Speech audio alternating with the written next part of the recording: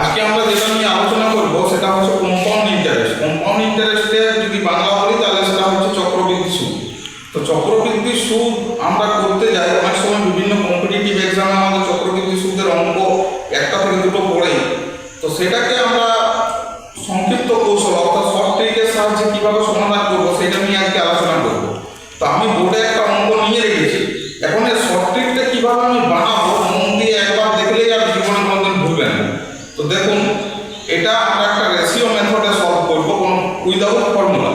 তো সেটা কীভাবে, যখনই আপনার দেখুন একটা অঙ্ক এখানে বোর্ডে আমাদের দেওয়া আছে, what is the compounded annual interest for a loan. মানে আপনি যখন একটা লোন নিয়েছেন সেটা আমাদের চক্রবৃদ্ধি সুদের হারে পে করতে হবে। ধরুন ৮০,০০০ টাকা আছে, ৮০,০০০ টাকা নেওয়া হয়েছে কত 10% চক্রবৃদ্ধি সুদের হারে এবং সময়টা দেওয়া আছে 2 বছর। তো এইটাকে আগে আমরা যখন করতাম তখন আমরা এরকম একটা ফর্মুলা লিখতাম, CI সমান P * 1 + R/100 whole to the power n - 1। এত বড় করে যতক্ষণে আমরা অঙ্কটাকে সলভ করবো ততক্ষণে আমাদের 4-5 মিনিট মিনিমাম লেগে যেত। তো সেটাকে আমরা কিভাবে 30 সেকেন্ডের মধ্যে বা যদি একটু ভালো করে প্র্যাকটিস করেন তো 20 সেকেন্ডের মধ্যে কিভাবে করা যায় সেটা আমি করে দেখাচ্ছি। ধরুন এইখানে দেখবেন কত বছরের জন্য আছে, যেহেতু এই অঙ্কটা আমরা যেটা নিয়েছি বোর্ডে সেটা 2 বছরের জন্য আছে, সেই অঙ্কটা আমাদের 2 বছরের জন্য আছে। তাহলে 2 বছরে দেখুন প্রথমে 1 বছরের সরল সুদ অর্থাৎ সিম্পল ইন্টারেস্ট এবং 1 বছরের চক্রবৃদ্ধি সুদ অর্থাৎ কম্পাউন্ড ইন্টারেস্ট সব একই হয়। তো 1 বছরটা নিয়ে আমরা ওই জন্য আলোচনা করছি না, শুরু করবো 2 বছর থেকে আপ টু যত বছর পর্যন্ত দেয়। সাধারণত কম্পিটিটিভ এক্সামে 4 বছরের বেশি আসে না, যদি আসে তাও কীভাবে আপনারা করবেন দেখে রাখবেন। একটা রেশিও মেথডের সাহায্যে আমি আপনাদের সামনে সেটাকে উপস্থাপিত করছি। ফর 2 ইয়ার্স, 2 বছরের যদি চক্রবৃদ্ধি সুদ হয় তাহলে যত বছর সেইটাকে আমরা প্রথমে লিখবো। যদি 2 বছরের ক্ষেত্রে বিবেচনা করি তাহলে 2 জায়গা প্রথমে লিখবো, তারপরে ইনটু দিয়ে অনুপাত দিয়ে লিখবো 1। যদি এটা ফর 3 ইয়ার্স হতো, যদি এটা 3 বছরের জন্য হতো তাহলে প্রথমে লিখবো 3, যত বছরের জন্য সেটা প্রথমে লিখবো। তারপরে কি করবো, এই চিহ্নটা অনুপাত চিহ্নটা 2 আর 1 কত 3 আর শেষে থাকবে আমাদের সবসময় 1। যদি এটা 4 বছর হলো, তাহলে প্রথমে 4 বছর জন্য যত বছর তত প্রথমে লিখবো।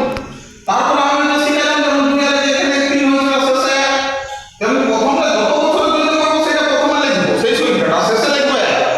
তাহলে বাকিটা যোগ করবো, তাহলে 3 আর 3 যোগ করলে কত হয় 6, আবার 3 আর 1 যোগ করলে কত হয় 4 আর শেষে 1।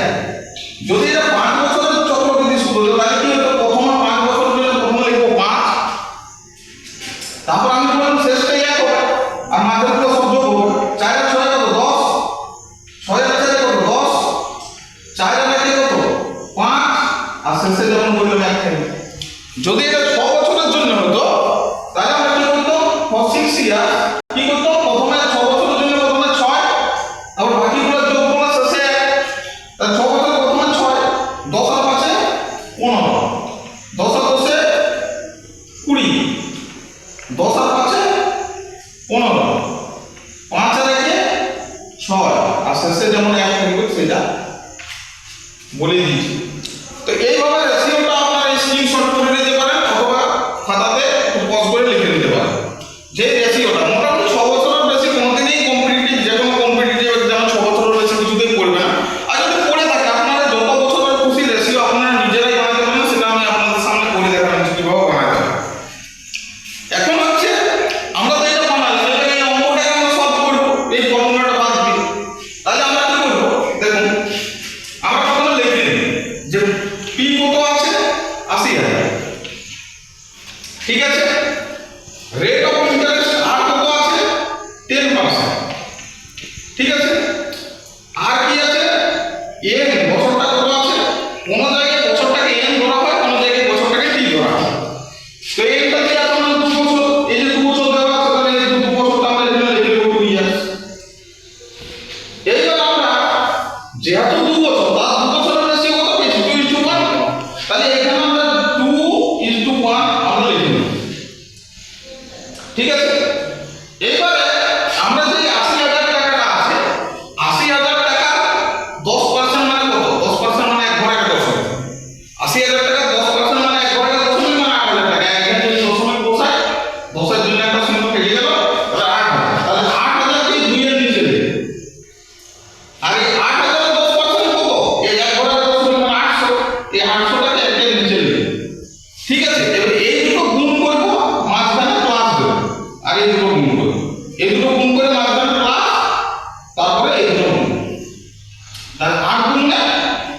16,000 আর